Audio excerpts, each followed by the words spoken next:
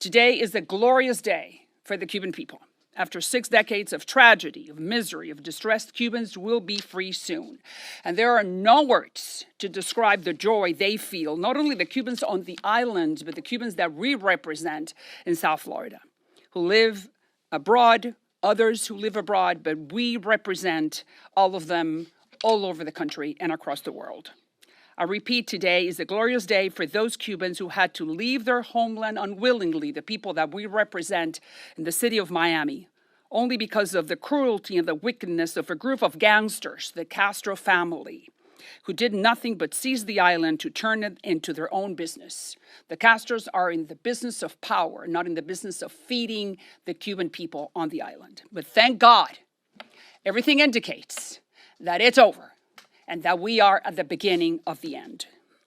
Today is the beginning of the end for the Castro family. And just like this poster says it, they belong to that group of gangsters. The Ayatollahs, Maduro, and he is pending, and that will end today.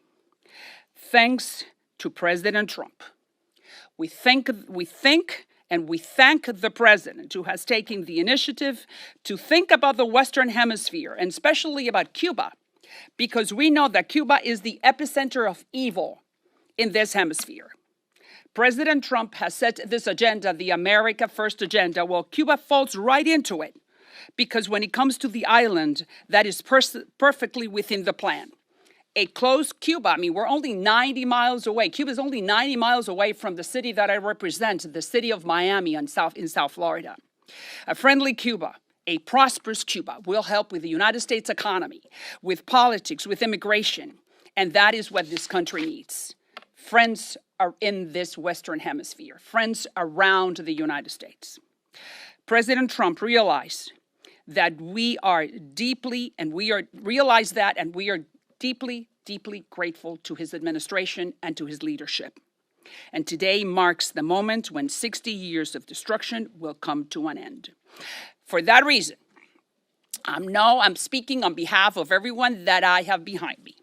The message is for the Castro family. Understand this well, that your days are over.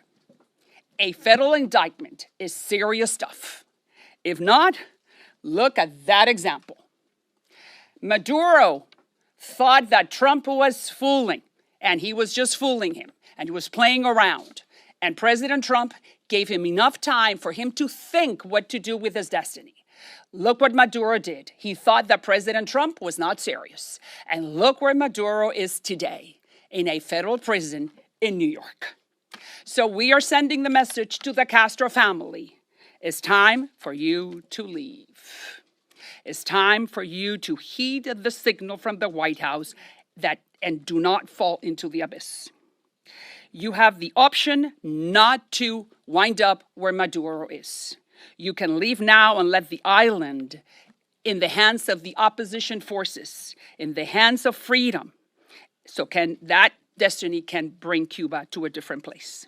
So once again, we thank the President of the United States for taking this action, for bringing justice.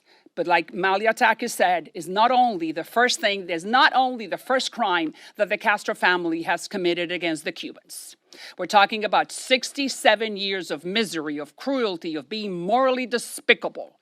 And thank God to this administration and to the White House and to the American people that the Cubans will be free again and will be friends with the United States for the next 100 years.